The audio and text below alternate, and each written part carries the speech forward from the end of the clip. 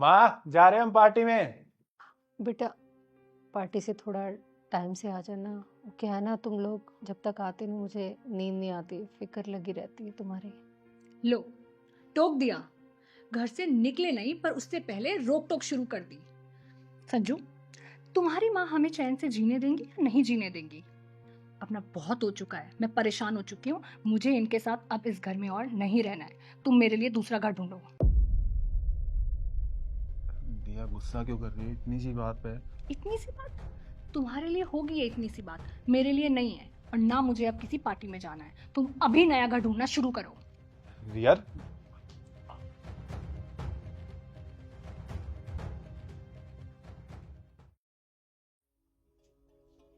अच्छा स्वरा, अगर तुम्हारी सोसाइटी में कोई घर खाली होगा ना तो मुझे बताना।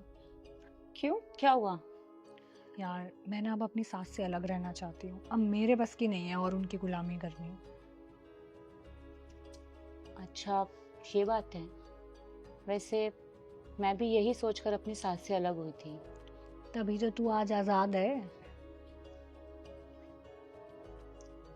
मैं आजाद नहीं बल्कि गुलाम बन गई हूँ। जिसे मैं गुलामी समझती थी, असल में वही तो आजादी थी। वो कैसे, मैं समझी नहीं।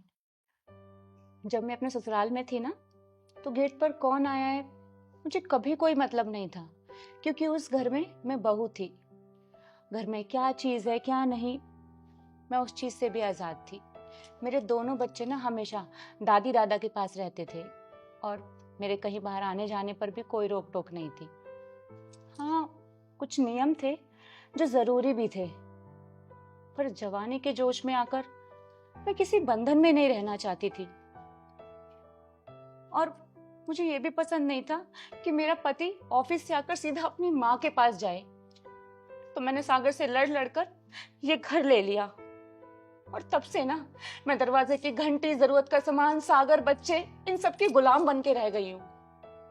कहीं आ जा नहीं सकती क्योंकि बच्चों का होमवर्क कराना पड़ता है, उनकी देखभाल करनी पड़ती है। उन्हें हर जगह साथ लेकर जा नहीं सकती, घर पे अकेला छोड़ के जा नहीं सकती। तो मजबूरी में आकर पार्टीज करना, बाहर घूमना फिरना, सब कुछ छोड़ना पड़ता है। पर मेरे ससुराल में ये बंदिशें नहीं थी। और अब घर का किराया, फालतू के खर्चे भी बढ़ गए हैं और सागर भी पहले की तरह खुश नहीं रहते। तो फिर तुम अपने सास ससुर के पास वापस क्यों नहीं चली जाती? किस मुंह से वापस जाऊं मैं?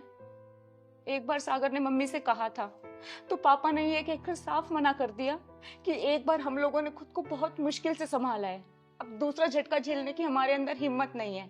तो तुम्हारी भलाई इसी में है कि तुम वहीं रहो। रिया, माँ बाप के साथ ना बंदिशों से ज्यादा आजादी होती है, जो कि हमें कभी पसंद नहीं आती। घर से बाहर निकलकर पता चला कि आजादी के नाम पर ना हमने अपने पैरों पर बेड़ियां बांध रखी है। मैं तुझे बड़ी होने के नाते बस यही सलाह दूंगी, जो भी फैसला लेना सोच समझ कर लेना।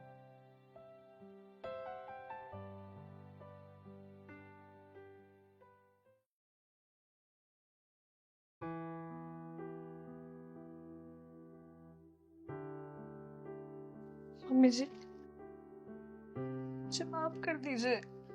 मुझसे बहुत बड़ी गलती हो गई। क्या हो गया बेटा? मुझे कहीं अलग नहीं रहना, मुझे आपके साथ ही रहना है। तो मुझे भी कौन सा अलग रहना है, मुझे भी तेरे साथ ही रहना बेटा। मैंने आपके साथ इतना गंदा व्यवहार किया, प्लीज उसके लिए मुझे माफ कर दीजिए। अच्छा कर दिया, कर दिया।